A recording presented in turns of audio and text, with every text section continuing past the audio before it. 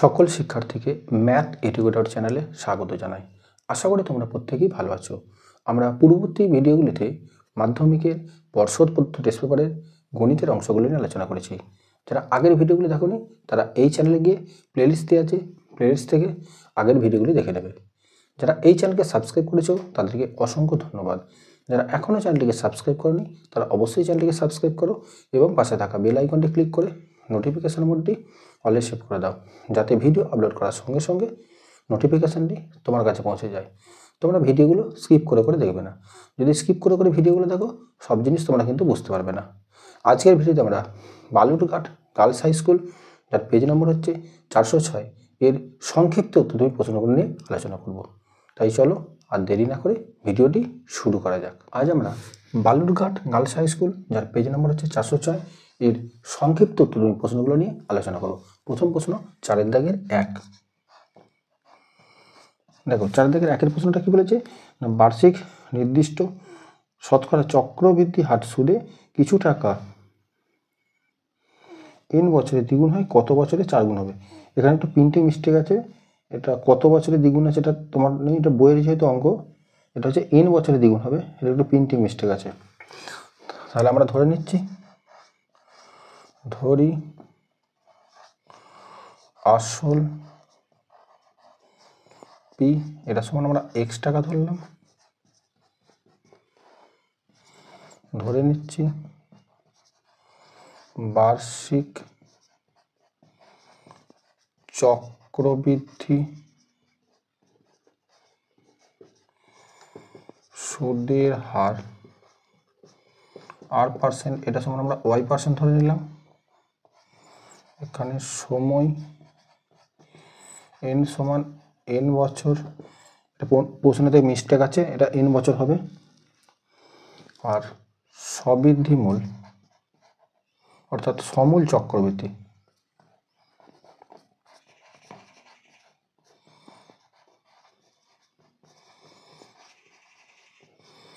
যেটা এটা কত বলেছে না, আসলের দ্বিগুণ অর্থাৎ 2x টাকা।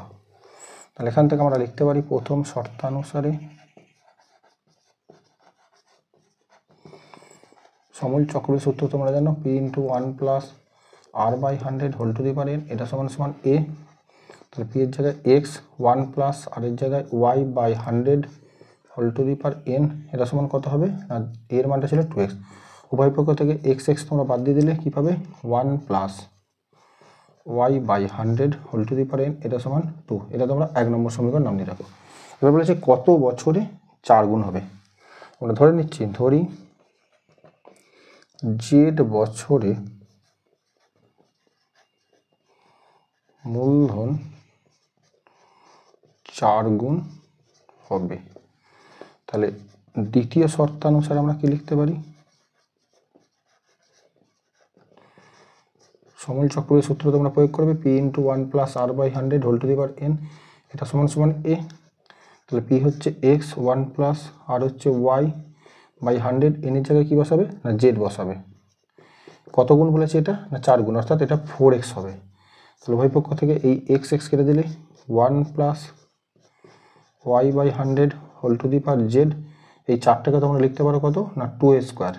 আর 2 মানে দেখো এটা, অর্থাৎ 1 + y/100 হোল টু দি পাওয়ার কত ছিল n, তার সঙ্গে 2 গুণ হলে কত হবে না 2n।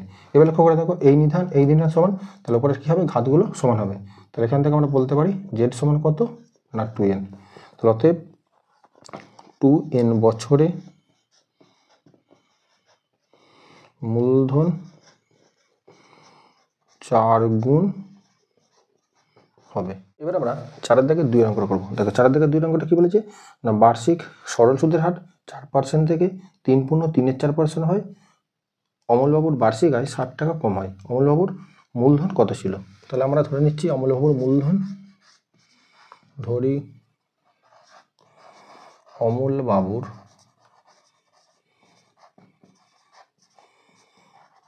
মূলধন p, এটা সমান আমরা ধরে নিলাম x টাকা।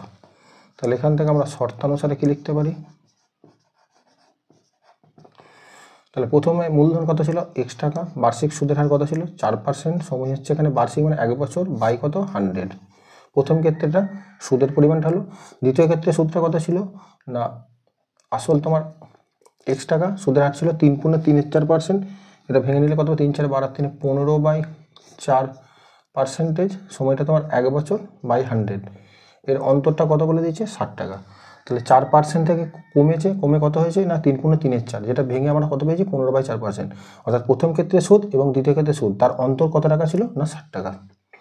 এটা আমরা যদি ক্যালকুলেশন করি কত আসছে 4x/100 মাইনাস 15x/400, এটা সমান হচ্ছে 60।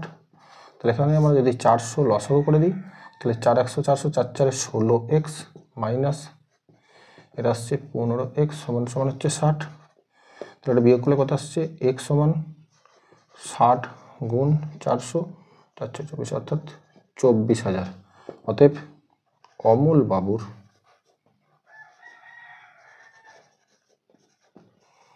মূলধন এটা সমান কত না 24,000 টাকা।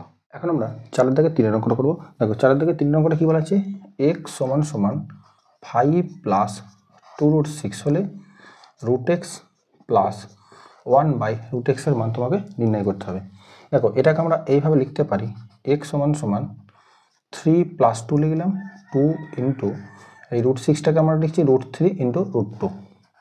এবার x যেমন আছে লিখলাম, এটাকে আমরা 3টাকে লিখছি √3², 2টাকে লিখছি আমরা √2² প্লাস 2 × √3 × √2। তাহলে এখান থেকে x সমান আমরা লিখতে পারি, দেখো এটা এ ভাবো, যদি এ বি ভাবো তাহলে a² + b² + 2ab। কার সূত্র করছে আমার না a + b অর্থাৎ √3 + √2 তার হোল স্কয়ার। উভয় পক্ষে যদি তোমরা যদি বর্গমূল করে দাও তাহলে √x সমান কি লিখতে পারো না √3 + √2।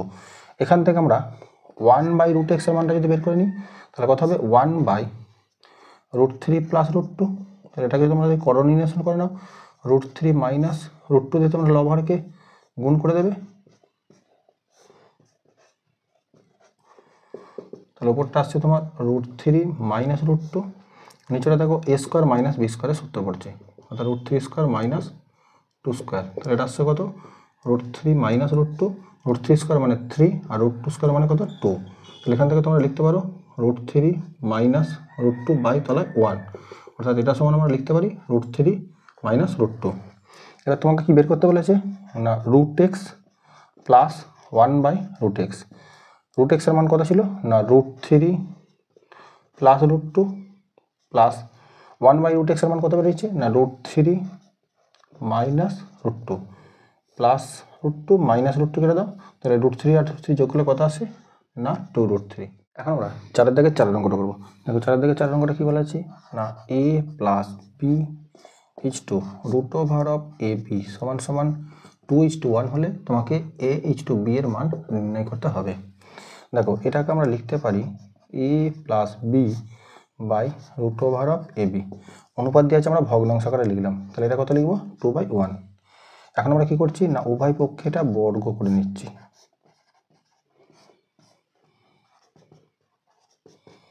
উভয় পক্ষে বর্গ করলাম, উভয় পক্ষে বর্গ করে। দেখো উপরটা a + b হোল স্কয়ার সূত্র করছি, তাহলে a² + 2ab + b² আর √ab² করলে কি আসছে না শুধু ab হয়ে গেল, 2a² 4 বাই 1² কথায় 1। এবার এটা যদি আমরা কোনাকুনি গুণ করে নিই তাহলে a² + 2ab + b² সমান কত আসছে এটা 4ab। এবার এটা আমরা লিখছি a² + 2ab + b², 4abটা ডান দিক থেকে বাম দিকে নিয়ে এলে এটা মাইনাস হয়ে গেল, এটা = 0। তাহলে এখান থেকে আমরা লিখতে পারি a² + 2ab থেকে -4ab বাদ দিলে কত হয় -2ab হয় প্লাস b², এটা = 0। দেখো এটাও একটা সূত্র পড়ছে, এটা a - b তার হোল স্কয়ার সূত্র পড়ছে, এটা সমান 0 লিখতে পারো। তাহলে এখান থেকে a - b সমান 0, তাহলে এখান থেকে a সমান b, তাহলে এখান থেকে আমরা লিখতে পারি a/b সমান 1/1। অতএব A:B=1:1। এখন আমরা 4 দাগের 5 অঙ্কটা করব। দেখো 4 দাগের 5 অঙ্কটা কি বলেছে, একটি নিরেট অর্ধগোলাকার আয়তন 144 পাই ঘন সেমি হলে এর ব্যাসের দৈর্ঘ্য কত তোমাকে নির্ণয় করতে হবে। তাহলে আমরা ধরে নিচ্ছি, ধরি অর্ধগোলকের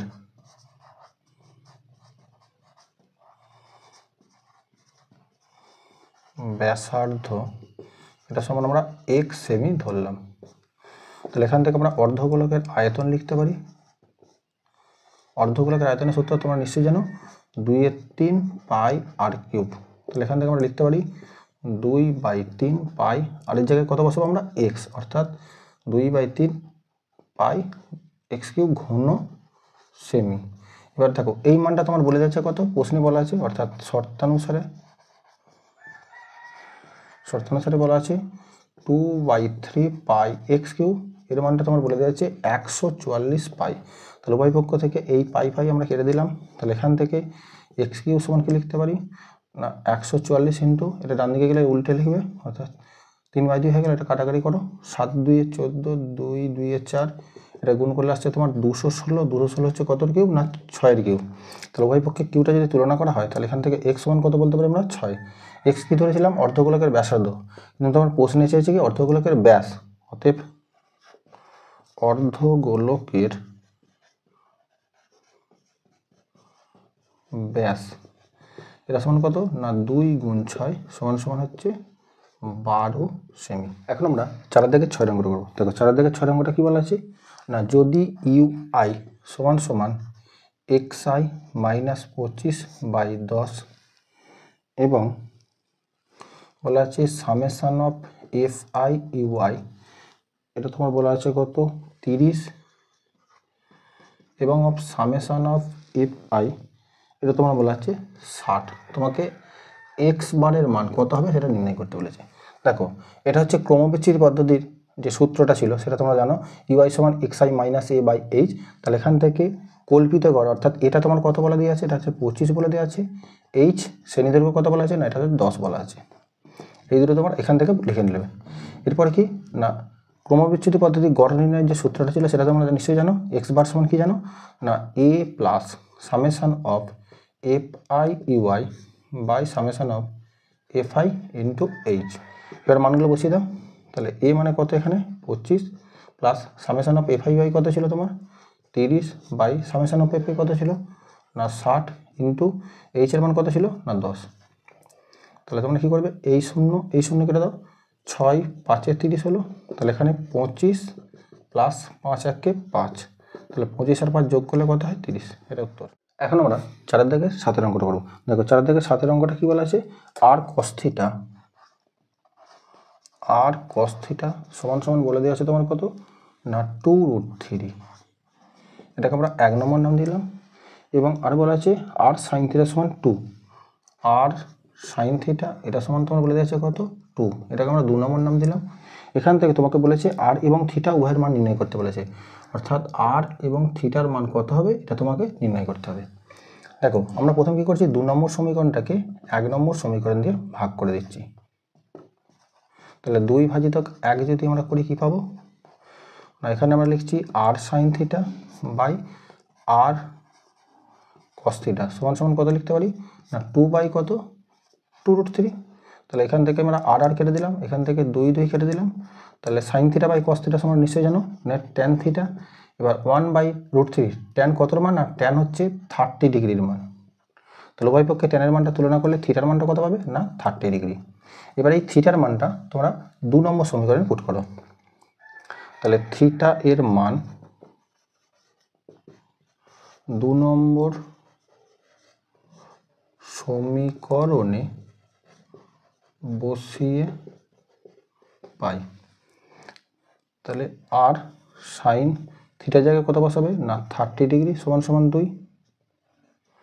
তাহলে বা আর সাইন 30-এর মান তোমরা নিশ্চয়ই জানো হাফ, মানে অর্থাৎ 1/2 সমান এটা 2। তাহলে আর সমান কত বেরোলো না 2 × 2 সমান 4। তাহলে এখান থেকে আমরা বলতে পারি আর এর মান কত বেরোলো 4 বেরোলো, এবং থিটার মান কত বেরোলো না থিটার মান তোমার বেরোলো 30 ডিগ্রি, এটা উত্তর। এবার আমরা 4 দাগের 8 অঙ্কটা করবো। দেখো 4 দাগের 8 অঙ্কটা কী বলা আছে, একটি ত্রিভুজের দুটি কোণের পরিমাপ 65 ডিগ্রি 56 মিনিট 55 সেকেন্ড এবং 64 ডিগ্রি 3 মিনিট 5 সেকেন্ড হলে তৃতীয় কোণটির বৃত্তীয় মান তোমাকে নির্ণয় করতে বলেছে। তাহলে কোণ দুটির সমষ্টিটা আমরা বের করে নিই। তাহলে কোণ দুটির সমষ্টিটা কত হচ্ছে না, কোণ দুটো ছিল তোমার 65 degree 56 minute 55 second, 56 minute 55 second plus দ্বিতীয় কোণটা ছিল তোমার কত না 64 ডিগ্রি 3 মিনিট 5 সেকেন্ড। এই কোণ দুটোকে আমরা প্রথমে যোগ করে নেব। তাহলে 65 degree 56 minute 55 second 64 degree 3 minute 5 second.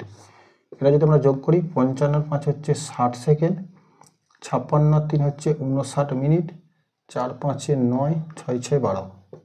দেখো এইভাবে লক্ষ্য করে দেখো 129 ডিগ্রি যেমন চেয়ে গেলাম, আবার তোমরা নিশ্চয়ই জানো 60 সেকেন্ড সমান 1 মিনিট, অর্থাৎ এটা 59 মিনিটটাকে আমরা লিখতে পারি কি 60 মিনিট। আবার দেখো 60 মিনিট সমান 1 ডিগ্রি, তাহলে এটাকে আমরা লিখতে পারি কত না 130 ডিগ্রি, অর্থাৎ এই দুটো কোণের সমষ্টি তোমার কত হলো না 130 ডিগ্রি। আর তোমরা নিশ্চয়ই জানো ত্রিভুজের তিনটে কোণের সমষ্টি কোথায় 180 ডিগ্রি। তাহলে এখান থেকে আমরা তৃতীয় কোণটির মানটা কত লিখতে পারি, তাহলে তৃতীয় কোণটির মান কত হবে না 180 ডিগ্রি থেকে আমরা কত বাদ দেবো না দুটো কোণের সমষ্টি ছিল আমাদের 130 ডিগ্রি, তাহলে বিয়োগ করে কত পাচ্ছি আমরা 50 ডিগ্রি। এটা ডিগ্রি আছে, তোমাকে বৃত্তীয় পদ্ধতি নির্ণয় করতে বলেছে, তাই তোমরা কি করবে না পাই বাই 180 দিয়ে তোমরা গুণ করে নেবে। তাহলে এই শূন্য কেটে দাও, তাহলে কত হলো না 5 পাই বাই 18। এটা হলো বৃত্তীয় পদ্ধতি কোণটির মান। এখন আমরা 4 থেকে 9 অঙ্কটা করবো। দেখো 4 থেকে 9 অঙ্কটা কি বলেছি, একটি লম্ববৃত্তাকার শঙ্কুর বক্রতলের ক্ষেত্রফল তার ভূমির ক্ষেত্রফলের √10 গুণ। দেখাও যে শঙ্কুটির উচ্চতা এর ভূমির ব্যাসার্ধের 3 গুণ হবে। তাহলে আমরা ধরে নিচ্ছি, ধরি শঙ্কুটির ভূমির ব্যাসার্ধ সমান সমান হচ্ছে r একক, শঙ্কুটির উচ্চতা এটা আমরা ধরলাম h একক, শঙ্কুটির তির্যক উচ্চতা এটা আমরা ধরলাম l একক। এবার শর্তটা তোমার কি বলা আছে না, শর্তানুসারে বলা আছে শঙ্কুটির বক্রতলের ক্ষেত্রফল সূত্র তোমরা নিশ্চয়ই জানো পাই আর এল। এটা কত বলা আছে ভূমির ক্ষেত্রফল কত না পাই আর স্কয়ার, ভূমিটা হচ্ছে বৃত্ত পাই আর স্কয়ার, তার কত গুণ বলা আছে না √10 গুণ বলা আছে। তাহলে উভয় পক্ষ থেকে আমরা একটা পাই আর পাই কেটে দিতে পারি, একটা আর কেটে দিতে পারি। এল মানে হচ্ছে তির্যক উচ্চতা, আবার তির্যক উচ্চতা সমান কি জানো না √2 উচ্চতা স্কয়ার প্লাস ব্যাসার্ধ স্কয়ার সমান সমান এখানে কত আসছে না √10 ইন্টু আর। তাহলে উভয় পক্ষ যদি আমরা এখান থেকে লিখে নেবে তোমরা এল সমান সমান √h স্কয়ার প্লাস আর স্কয়ার। এবার আমরা কি করছি উভয় পক্ষে বর্গ করে নিচ্ছি।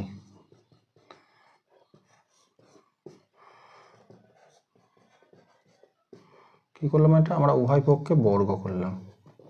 তাহলে উভয় পক্ষে বর্গ করে তাহলে এটা রুটটা উঠে যাবে, তোমরা কি লিখতে পারো h স্কয়ার প্লাস আর স্কয়ার, √10 স্কয়ার করলে কত আসছে 10 আর স্কয়ার। তাহলে এখান থেকে h স্কয়ার সমান কত লিখতে পারো না 10 আর স্কয়ার, এই আর স্কয়ারের ডান দিকে গেলে মাইনাস হয়ে গেল। তাহলে এখান থেকে h স্কয়ার সমান কত আসছে না 9 আর স্কয়ার। তাহলে এখান থেকে আমরা লিখতে পারি h স্কয়ার সমান কত না 3 আর তার হোল স্কয়ার। তাহলে উভয় পক্ষে বর্গমূল করে দিলে h সমান কি লিখতে পারো 3r, অর্থাৎ শঙ্কুটির উচ্চতা কি না ভূমির ব্যাসার্ধের 3 গুণ। অতএব শঙ্কুটির উচ্চতা ভূমির ব্যাসার্ধের 3 গুণ। ওকে এটাই প্রমাণ করতে দিয়েছিল। এবার আমরা 4 থেকে 10 অঙ্কটা করব। দেখো 4 থেকে 10 অঙ্কটা কি বলেছি না এবিসি একটা ত্রিভুজ আছে, এবিসি কোণটা 90 ডিগ্রি। তাহলে একটা আমরা সমকোণী ত্রিভুজ অঙ্কন করি। এবিসি ত্রিভুজের এবিসি কোণটা 90 ডিগ্রি, এবি সমান বলে দিয়েছে 6 সেমি, অর্থাৎ এটা তোমার বলে দেওয়া আছে 6 সেমি এবং বিসিটা বলে দেওয়া আছে কত 8 সেমি। তাহলে যেহেতু ত্রিভুজটা সমকোণী, তাহলে সমকোণী ত্রিভুজে তোমরা সূত্রটা নিশ্চয়ই জানো যে লম্ব স্কয়ার প্লাস ভূমি স্কয়ার সমান অতিভুজ স্কয়ার। তাহলে এখান থেকে আমরা লিখতে পারি এসি স্কয়ার সমান সমান কি লিখতে পারি না AB square plus BC square. তাহলে এখান থেকে এসি স্কয়ার সমান সমান এবিটা হচ্ছে 6 তার স্কোয়ার, বিসিটা হচ্ছে 8 তার স্কোয়ার। তাহলে এখান থেকে এসি স্কোয়ার 6 স্কোয়ার হচ্ছে 36, 8 স্কোয়ার 64, যোগ করলে কত আসছে 100, 100 হচ্ছে তোমার 10 স্কোয়ার। তাহলে এখান থেকে আমরা লিখতে পারি এসি সমান কত না 10। দেখো যেহেতু ত্রিভুজটা তোমার সমকোণী ত্রিভুজ, তাহলে সমকোণী ত্রিভুজের তোমরা মনে রাখবে পরিবৃত্তের ব্যাসার্ধ কত হবে না অতিভুজের দৈর্ঘ্যের অর্ধেক হবে। তাহলে এখান থেকে আমরা বলতে পারি ব্যাসার্ধের দৈর্ঘ্য কত হবে না অতিভুজের দৈর্ঘ্যের অর্ধেক, অর্থাৎ অতিভুজ বাই 2। অতিভুজটা কত ছিল তোমার না 10 সেমি বাই 2, তাহলে 2 5 10, অর্থাৎ অতিভুজের দৈর্ঘ্যের অর্ধেক হলো তোমার 5 সেমি, যেটা তোমার পরিব্যাসার্ধের দৈর্ঘ্যের সঙ্গে সমান হবে। এখন আমরা 4 দাগের 11 অঙ্কটা করবো। দেখো 4 দাগের 11 অঙ্কটা কি বলেছে, দুটি বৃত্তের ব্যাসার্ধ দৈর্ঘ্য 8 সেমি ও 3 সেমি এবং তাদের কেন্দ্রদ্বয়ের মধ্যে দূরত্ব 13 সেমি হলে বৃত্ত দুটির একটি সরল সাধারণ স্পর্শকের দৈর্ঘ্য তোমাকে নির্ণয় করতে বলেছে। তাহলে দেখো এখানে বড় বৃত্তটির ব্যাসার্ধ অর্থাৎ ক্যাপিটাল আর, এখানে তোমার বলে দেওয়া আছে কত না তোমার এখানে বড় বৃত্তটির ব্যাসার্ধ বলে দেওয়া আছে 8 সেমি। ছোট বৃত্ত অর্থাৎ স্মল আর, এটা তোমার বলে দেওয়া আছে কত না এটা বলে দেওয়া আছে তোমার 3 সেমি। এবং বৃত্ত দুটির কেন্দ্রদ্বয়ের মধ্যে দূরত্ব অর্থাৎ ডিটা বলে দেওয়া আছে কত না 13 সেমি। তাহলে তোমাকে কি বের করতে বলেছে না বৃত্ত দুটির একটি সরল সাধারণ স্পর্শকের দৈর্ঘ্য। অতএব বৃত্ত দুটির সরল সাধারণ স্পর্শকের দৈর্ঘ্য, এটা সমান তোমার একটা সূত্র আছে, সূত্রটা জেনে রাখো, D square minus of capital R minus small R তার হোল স্কোয়ার। এটা সরল সাধারণ স্পর্শকের সূত্র। আর তোমাকে যদি তির্যক বলে এখানে মাইনাসের জায়গায় শুধু জাস্ট প্লাস বসিয়ে দেবে। তাহলে ডি কত তোমার এখানে 13 তার স্কোয়ার, ক্যাপিটাল আর কত ছিল 8, স্মল আর কত ছিল 3 তার হোল স্কোয়ার। তাহলে এটা হচ্ছে তোমার 13 স্কোয়ার লিখে নাও, 8 থেকে 3 বিয়োগ করলে কত আসে 5 তার স্কোয়ার করো। তাহলে 13 13 কত হচ্ছে 169, 5 স্কোয়ার হচ্ছে 25, তাহলে এটা আসছে তোমার 144। 144-এর বর্গমূল করলে কত আসে না 12 সেমি। এখন আমরা 4 দাগের 12 অঙ্কটা করবো। দেখো 4 দাগের 12 অঙ্কটা কি বলেছে, ত্রিভুজ এবিসি এর এবি ও এসি বাহুর উপর ডি ও ই বিন্দু এমনভাবে অবস্থিত যে ডিই সমান্তরাল বিসি এবং এডি ইজ টু ডিবি সমান 3:1। যদি ই এ সমান 3.3 সেমি হয় তাহলে এসি এর দৈর্ঘ্য তোমাকে নির্ণয় করতে বলেছে। তাহলে এখানে আমরা চিত্রটা অঙ্কন করি। এ বি সি একটা ত্রিভুজ বলা আছে, আর এর ওপর দুটো বিন্দু আছে, এবি বাহুর ওপর ডি আর এটার ওপর ই। তাহলে ডি আর ই দুটো বিন্দু অবস্থান করছে এবং বলেছে কি না ডিইটা তোমার হচ্ছে বিসি বাহুর সমান্তরাল, অর্থাৎ এই বাহুর সঙ্গে এই বাহুটা সমান্তরাল বলা আছে। আর কি বলে দেওয়া যাচ্ছে এডি ইজ টু ডিবি, আর কি বলে দেওয়া যাচ্ছে এডি ইজ টু ডিবি সমান সমান কিটা কত বলে দেওয়া যাচ্ছে না 3:1। আর কি বলে দেওয়া আছে তোমার ই এটা 3.3 সেমি বলা আছে, ই এটা বলে দেওয়া আছে কত না তোমার 3.3 সেমি বলে দেওয়া আছে। তাহলে তোমাকে এসি এর দৈর্ঘ্যটা নির্ণয় করতে বলেছে। দেখো এটা হচ্ছে একটা থ্যালাসের উপপাদ্যের প্রয়োগ। তাহলে দেখো যেহেতু এই বাহুটার সঙ্গে এই বাহুটা সমান্তরাল, অর্থাৎ ডিই বাহুর সঙ্গে বিসি বাহুটা সমান্তরাল, তাহলে এখান থেকে আমরা লিখতে পারি এডি বাই ডিবি, অর্থাৎ এডি বাই ডিবির যা অনুপাত হবে এই আর ইসির অনুপাত কি হবে একই হবে। এটা থ্যালাসের উপপাদ্যের প্রয়োগ। দেখো এডি বাই ডিবি এর মানটা কত 3:1, অর্থাৎ 3/1 এটা লিখতে পারো। এর মানটা বলে দেওয়া আছে কত 3.3 সেমি বলা আছে, ইসিটা তোমরা নির্ণয় করবে। তাহলে এখান থেকে আমরা ইসি সমান কি লিখতে পারি না 3.3/3, তাহলে এটা ভাগ করলে কত আসছে 1.1, অর্থাৎ এটা বেরোলো তোমার 1.1 সেমি। তোমাকে নির্ণয় করতে বলেছে এসির দৈর্ঘ্যটা। তাহলে এখান থেকে আমরা এসি সমান কি লিখতে পারি না এই প্লাস ইসি। এইটা কত না এইটা তোমার বলে দেওয়া আছে 3.3 সেমি এবং ইসিটা কত বলেছে 1.1, অর্থাৎ যোগ করলে এটা কত পাচ্ছ না 4.4 সেমি। এটা উত্তর। মধ্যশিক্ষা পর্ষদ প্রদত্ত টেস্ট পেপারের গণিতের বাকি অংশগুলো সমাধান পেতে এখনই চ্যানেলটিকে সাবস্ক্রাইব করো এবং পাশে থাকা বেল আইকনটি ক্লিক করে নোটিফিকেশান মোডটি অলে সেভ করে দাও, যাতে ভিডিও আপলোড করার সঙ্গে সঙ্গে নোটিফিকেশানটি তোমার কাছে পৌঁছে যায়। তোমাদের দীর্ঘত্বধর্মী প্রশ্নে যদি কারো সমস্যা থাকে অবশ্যই আমার কমেন্ট বক্সে জানাবে। আমি পরবর্তী ক্ষেত্রে দীর্ঘত্বধর্মী প্রশ্নগুলো নিয়ে আরও ভিডিও আপলোড করব। ভিডিওটি শেষ পর্যন্ত দেখার জন্য ধন্যবাদ। তোমাদের ভবিষ্যৎ উজ্জ্বল হোক এই কামনা করে আজকের ভিডিওটি শেষ করছি। দেখা হচ্ছে পরবর্তী ভিডিওতে।